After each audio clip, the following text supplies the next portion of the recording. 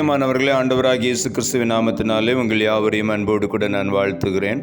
ஆண்டவர் கிருபையாய் நமக்கு கொடுத்த இந்த புதிய நாளுக்காக முதலாவது நாம் ஆண்டவருக்கு நன்றி சொல்லுவோம். உம்மையும் உம்மை போல் மாற்றிடவே ஜீவன் தந்தீரன்றோ. எம்மையும் உம்மை போல் மாற்றிடவே ஜீவன் தந்தீரன்றோ. எங்களை தரை மட்டும் தாழ்த்துகிறோம்,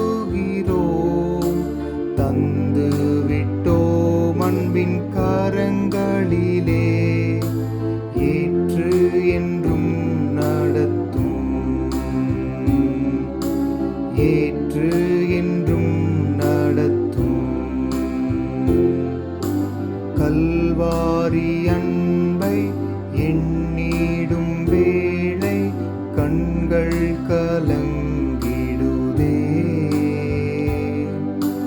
கர்த்தாவும் பாடுகள் இப்போதும் நினைத்தால் நெஞ்சம் நெகிழ்ந்திடுதே.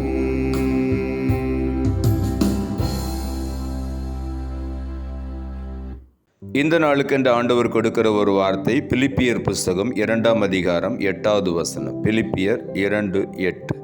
அவர் மனுஷ ரூபமாய் காணப்பட்டு மரண பரியந்தம், அதாவது சிலுவையின் மரண பரியந்தமும் கீழ்ப்படிந்தவராகி தம்மை தாமே தாழ்த்தினார்.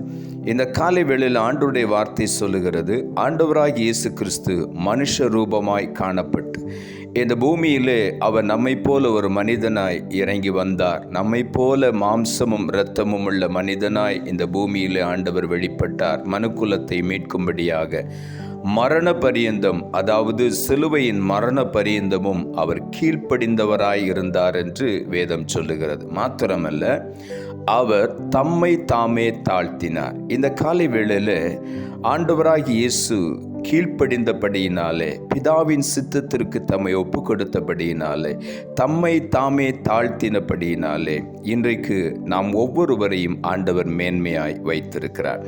ஏசாயா தீர்க்கதரிசன புஸ்தகம் 53ஆம் அதிகாரம் 12ஆம் வசனம் சொல்லுகிறது, அவர் தம்முடைய ஆத்துமாவை மரணத்தில் ஊற்றி அக்கிரமக்காரரில் ஒருவராக எண்ணப்பட்டு அநேகருடைய பாவத்தை தாமே சுமந்து அக்கிரமக்காரருக்காக வேண்டிக் கொண்டார் என்று இங்கு எழுதப்பட்டிருக்கிறது.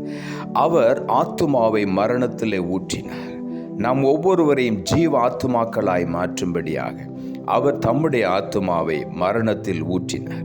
அக்கிரமக்காரரில் ஒருவராக எண்ணப்பட்டார் என்று சொல்லி ஏசாயா எழுதுகிறார். நம்முடைய மீறுதல்கள் நிமித்தம் அவர் காயப்பட்டார், நம்முடைய அக்கிரமங்களின் நிமித்தம் அவர் நொறுக்கப்பட்டார், நமக்கு வரவேண்டிய ஆக்கினியை அவர் ஏற்றுக்கொண்டார் என்று ஏசாயா எழுதுகிறார். இந்த காலை வேளையிலே அநேகருடைய பாவத்தை தாமே சுமந்தார் என்று எழுதப்பட்டிருக்கிறது. ஆண்டவராய் இயேசு கிறிஸ்து யோர்தானிலே ஞானஸ்நானம் பெற்றுக்கொள்ள யோவான் ஸ்நாபகனிடத்தில் வரும்பொழுது, அவர் தூரத்தில் வரும்பொழுது யோவான் ஸ்நாபகன் சொல்லுகிறார், இதோ உலகத்தின் பாவத்தை சுமந்து தீர்க்கிற தேவ ஆட்டுக்குட்டி என்று சொல்லி சர்வலோகத்தின் பாவத்தையும் தாம் ஒருவராகவே சுமந்து அக்கிரமக்காரருக்காக வேண்டிக் கொண்டார் என்று எழுதப்பட்டிருக்கிறது. இந்த காலை வேளையில் அவர் நமக்காக வேண்டிக் கொண்டபடியினாலே, பிதாவே இவர்களுக்கு மன்னியும், இவர் செய்கிறது இன்னதென்று அறியாதிருக்கிறார்கள் என்று அந்த பெரிய மன்னிப்பை, அந்த ரட்சிப்பை ஆண்டவர் சிலுவையிலே நமக்கு சம்பாதித்து கொடுத்தபடியினாலே இன்றைக்கு நீங்களும் நானும் ஜீவனோடு கூட ஆண்டவரை அறிந்த அறிவை பெற்றுக்கொண்டே வளர்ந்து வருகிறோம். ஆண்டவருக்குள் நாம் பலனடைந்து கொண்டே இருக்கிறோம். ரோமர் புஸ்தகம் 5ஆம் அதிகாரம் 19ஆம் வசனம் சொல்லுகிறது, அன்றியும் ஒரே மனுஷனுடைய கீழ்ப்படியாமையினாலே அநேகர் பாவிகள் ஆக்கப்பட்டது போல ஒருவருடைய கீழ்ப்படிதலினாலே அநேகர் நீதிமான்கள் ஆக்கப்படுவார்கள். இந்த காலை வேளையிலே ஒரு மனுஷனை ஆண்டவர் உருவாக்கினார் தம்முடைய சாயலிலே. அவன் கீழ்ப்படியாமல் போனபடியினாலே மனுக்குலம் பாவத்திலே வீழ்ச்சி அடைந்தது, அநேகர் பாவிகளாக்கப்பட்டார்கள். அதே போல ஒரே ஒரு மனுஷனுடைய கீழ்ப்படிதல், ஆண்டவராகிய இயேசு கிறிஸ்து தேவகுமாரன் மனுஷகுமாரனாய் வந்த அவருடைய கீழ்ப்படிதலினாலே அநேகர் நீதிமான்கள் ஆக்கப்படுவார். இன்றைக்கு நீங்களும் நானும் அவருடைய கீழ்ப்படிதலினாலே, அவர் சிந்தின இரத்தத்தினாலே நீதிமான்களாய் மாற்றப்பட்டிருக்கிறோம். ஆகவே நாம் பாக்கியவான்கள். எபிரேயரின் புஸ்தகம் 11ஆம் அதிகாரம் 8வது வசனம் சொல்லுகிறது, விசுவாசத்தினாலே ஆபிரகாம் தான் சுதந்திரமாக பெறப்போகிற இடத்திற்கு போகும்படி அழைக்கப்பட்ட பொழுது கீழ்ப்படிந்து தான் போகும் இடம் இன்னதென்று அறியாமல் புறப்பட்டு போனான் என்று எழுதப்பட்டிருக்கிறது. ஆண்டவரும் தம்மை தாழ்த்தினார், கீழ்ப்படிந்தார் என்று எழுதப்பட்டிருக்கிறது. அன்றைக்கு ஆபிரகாம் கீழ்ப்படிந்தான், ஆண்டவருடைய சொல்லுக்கெல்லாம் கீழ்ப்படிந்தான். ஆகவே முதிர் வயதிலும் அவனுக்கு ஆண்டவர் ஒரு மகனை கொடுத்தார். அந்த மகனையும் கூட பலிபீடத்திலே கிடத்தி அவனை தகன பலியிடு என்று சொன்ன பொழுதும் ஆபிரகாம் எந்த கேள்வியும் கேட்காதபடி அப்படியே கீழ்ப்படிந்தான்.